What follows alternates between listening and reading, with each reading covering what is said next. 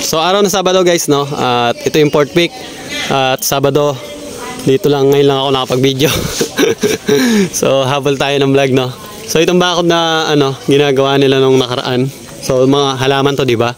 So nasarahan na yan, napaltadahan na, nakanto na yung poste. Okay na yan. Tapos sa loob, ito nga pala may hamba na, no? Yung door jamb natin, nakabit na yan, nakasana na ni Kenneth. 19 size. Tapos dito, ganun pa rin. Yan. Ito, okay na yan, no? Tuyo na. Tanggalan na ng forma. Dito naman, yung kanal. And then, ayos na namin yung plumbing dito. Yung mga tubo na nakalita, wala na. Malinis na. So, okay na siya. At, i-flooring na lang yan sa Monday. Okay? So, yan. Last na lang yung plastering na yan.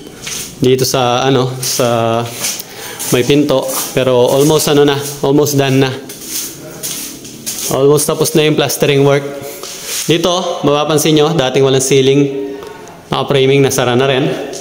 Ito, tapos na rin yung ceiling nito. Naisara na rin.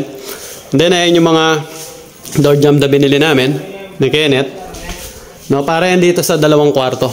Ay, dito sa, yung 2 kwarto na i-divide doon.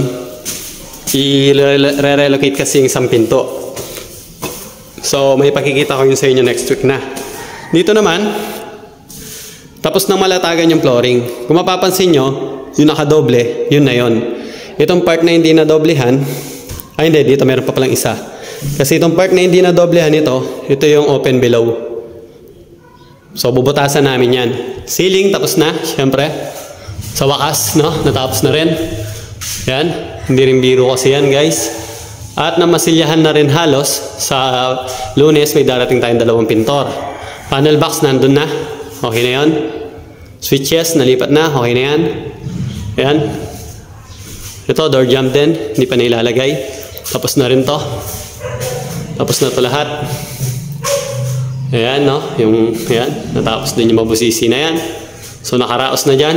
Yun nga, sa Monday, papasok tayong 2 pintor. Para ipagpatuloy ito. Kasi nag-start na mag-cabinet sila, Kenneth. Which is yan nga yung mga natabos nila. Unahin nila yung cabinet dito. Sa part na yan. Ano pa ba? Yung nagawa natin dito. Nakagawa na sila ng table. Gumawa sila ng table para dito kami mag-assemble kasi pa nagka-cabinet na. Sa baba, tutulong na ako. No, tutulong na rin ako sa pagta-tiles. So, kailangan na natin tumulong dito, guys, para bumilis yung progress. No, para mas bumilis. Lalo na sa finishing is aalalay na talaga tayo kasi finishing phase na tayo next week. Alright, abangan nyo yung mga kabahay, yung next week natin is finishing phase na. Ay, alright. Ayan. Next week makikita nyo na matatapos na kulayan nito. At pagtatapos namin tong kulayan, natapos na yung cabinet. At nabutas na namin ito, magbibinil tiles na kami, no? Guys, so dito tayo nasisilaw tayo sa liwanag ng bilog na bintana. Yan, guys, no? Pasensya na kayo, maiksi lang yung video natin ngayong week.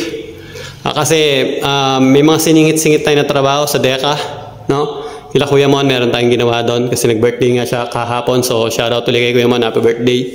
Kila Ma'am Nicole din may ginawa kami, no? Hinugot muna natin doon sila Billy, si Mel. No? Pero sa Pesta, tuloy-tuloy pa rin. Sa Metro Clark, pinipinturahan. May ginagawa tayo doon. Abangan nyo yung mga vlog natin about doon, no?